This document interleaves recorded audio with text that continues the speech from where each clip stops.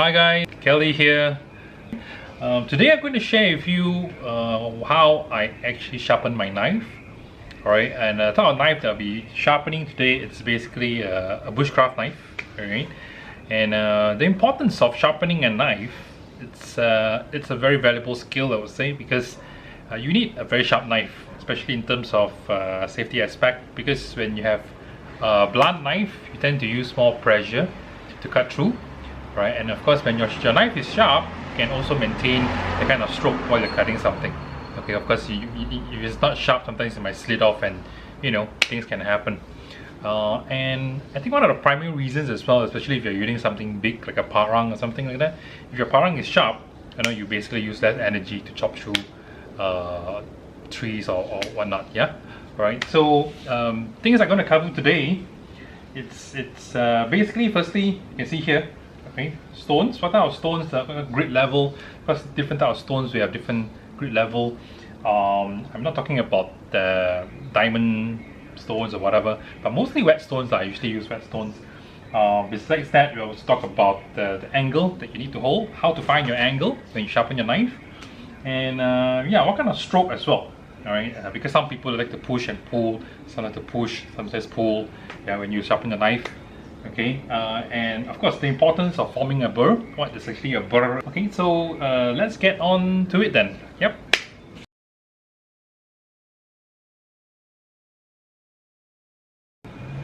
Alright, sharpening stones. Sometimes it might be confusing when you see sharpening stones. They have different numbers there, right, at the side. That shows you those numbers is actually your grit level. It means the amounts of abrasive in the stone. Right, as you can see, some of these stones, they have, they have actually a number here. You can see here. Yeah, this is basically the grit level of a particular stone. Of course, the lower the grit level, the more rough, the more abrasive it is. The higher it is, sometimes it's more for maintenance or like sharpening. You even have grit level which is 10,000 and above. Those are more for refining or maybe more towards polishing. Alright. The first category, of course, stones which is meant for repairing, especially when you have knives which is they have a chip in your knife because you damage, maybe you hit a stone, maybe you hit something very hard and it's damaged. So you want to use stones which is meant for repairing. This one, you can use anything within 100 grit to, yeah, let's say maybe 400. Okay. And the second category, you have stones meant for sharpening. This could be anywhere within 500 to, yeah, probably 2000. Of course, if you have for sharpening stones, right, lower grit, probably you're able to sharpen your knife faster. It's more abrasive. Of course, something which is higher, like 2000 or 1000 plus and above, that's probably more on maintaining your sharpness on a daily level. Right. Of course, you also have the third category I'm going to talk about. Third category, of course, is polishing stones. Sometimes if you see the bevel of the knife is so shiny, it's so mirror finish. Yeah? So this you probably want to use polishing stones. This could be anywhere maybe 3,000 and above, right, up to 10,000 or even more. Yeah, I personally have not used anything so large before. Probably the most I use is 6,000, but that's also very rare. Yeah, so these are the three categories. Actually put it very simple. If budget is a concern, you don't need to buy everything, right? For normal kitchen knives or outdoor knives which is just dull, right, that means it's not sharp, you can just use anything within 300 or maybe up to 1,000, and that'll be good enough. Just a short, just a short reminder is that the higher the grit for a sharpening stone, it doesn't mean that your knife will be sharper. Okay, all right. At the end of the day, it all depends on your technique that you use. All right, which is even more important on compared to what kind of brands of stone or grit level that you're choosing. So yeah, focus on your technique. That's more important. Yep. So that's the stones. Let's talk about angle. Yep. So yeah, you know how to find your angle, factory angle. Actually, it's very simple. You don't need to be confused, because sometimes when you see a lot of tutorials, they tend to tell you 15 degrees, 20 degrees is better, 25 degrees. For me, what I do is, okay, this is your sharpening stone. I'll always put my knife flat on a sharpening stone first. As you can see, I think come closer. You can see there is actually a gap when I put it flat on the stone. Can you see that? Alright, so what you need to do is basically lift your spine up, the spine of the knife, and you can see when I lift the spine of the knife, the gap closes. Also, I might say the shadow is gone. Okay, you see from this angle. Okay, see, knife is flat, so you lift up the spine of your knife, and you can see the gap at the front of the edge is gone. Okay, like this. Can you see that? Now this is the angle that you want to follow. Alright, so yeah, one trick that you can use for beginners is that I have a marker pen. I just mark the edge of the knife like this. Yep.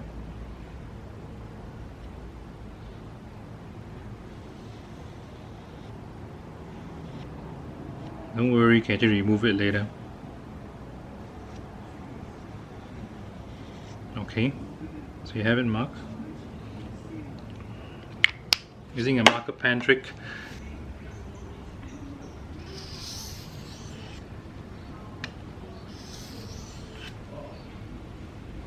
Now you can see,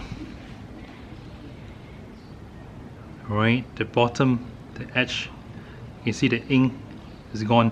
You see here, if you look at the belly of the knife, right? Yeah, the ink is still, that means because this is not really touched properly. But here, of course, you see, I've actually managed to sharpen the edge, and this is the correct angle.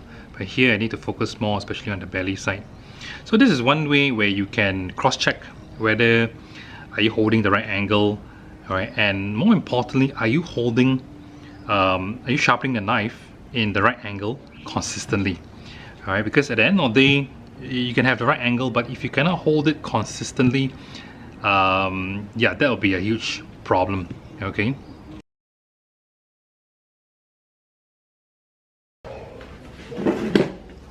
Okay, next topic, let's talk about strokes. Yep. Now, as you can see my table, this is the things that I prepare.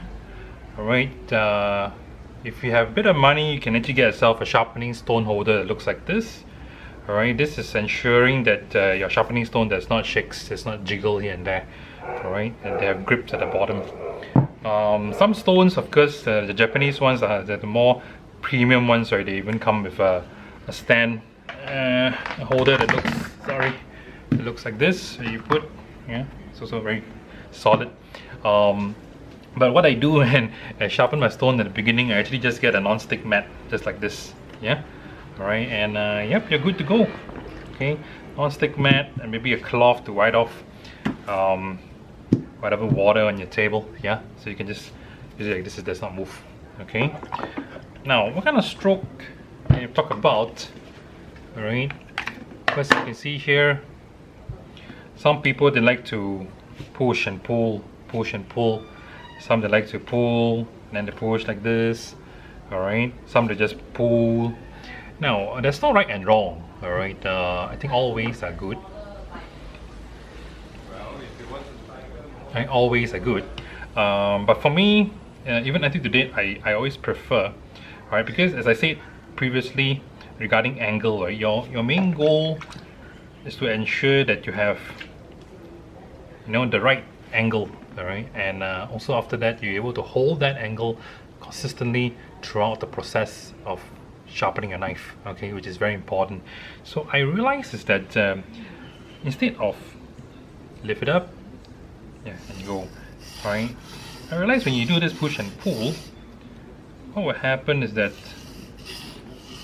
it's not easy to maintain the angle. Alright, so nowadays what I do is I'll just pull. one way only. Okay, like this, and pull.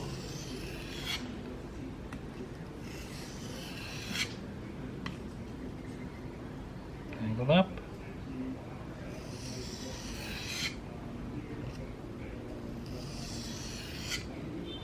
Okay. So by maintaining a single stroke one way, you're able to maintain that angle better. Okay. Of course, bigger knives sometimes you need a bit of time to actually learn and practice this until you really get used to it. Yeah. Another tips I can give you is that while you pull, alright, while you pull, you know, some people you can actually pull by just sharpening this part of the knife and leaving the bezel, or the belly, the front of the knife on the later part. Then it's probably easier rather than going for a stroke like this. Okay, so very important, I like to repeat this again. Going for a single stroke, especially for beginners, is much easier for you to maintain that angle. Alright, give it a try, let me know what you think. Yeah, practice. It's all about practice. Yep, let's go for the next topic regarding burr. Yeah.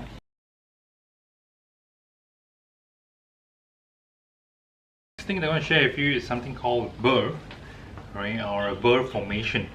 Okay, it's very important to achieve, all right, a burr formation is because you see, all right, when you are sharpening your knife, this side, what happens is that there will be shreds of metal, right, decomposed metal coming out from this edge. That means that you are sharpening at the right angle, and that means your knife is being sharpened. Okay, so your goal at the end of the day is to make sure that you apex your edge. You want your edge from this to become like this. Okay, so you need to actually remove the burr, right? So once I go like this, 1, 2, 3, 4, 5, I'll check my edge of my knife whether is there a burr which is being formed. So I'll put my thumb here and I'll move down towards the edge of the knife. You can actually feel there's a bit of small bits of knife coming out, you know. Okay, and that's when you know that your burr is being formed. Okay, then when you know that your burr is being formed, what you do is you change sides. From this side, change to this side to remove the burr. And hopefully you apex the edge and it becomes like this. And that's when you know that your knife is being sharpened. Alright?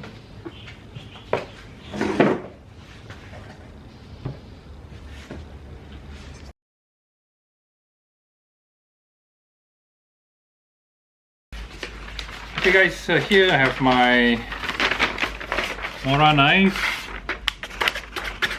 You can see.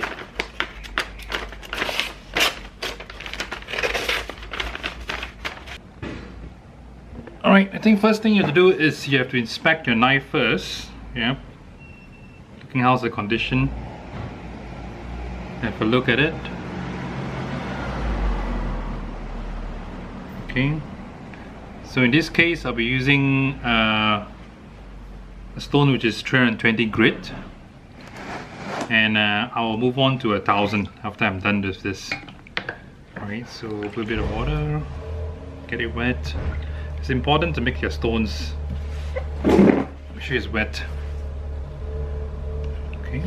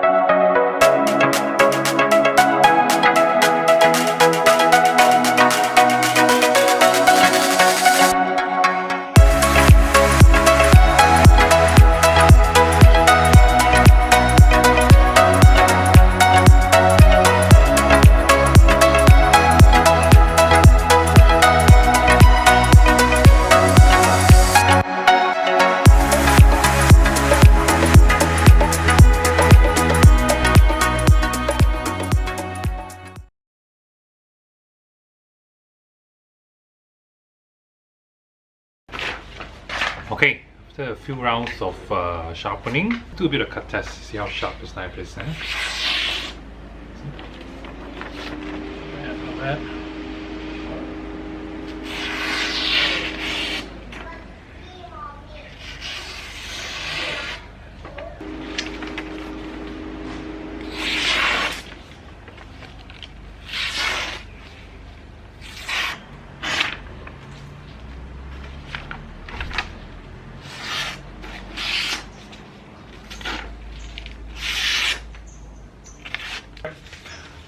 Now this is how sharp you want your knives to be, alright?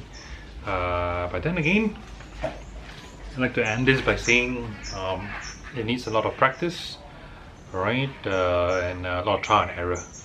Alright, so if you don't get it right the first time, you know, you can always try it again and again. Yeah, if you find this video beneficial, alright, please do subscribe to my channel to have more videos or tutorials like this.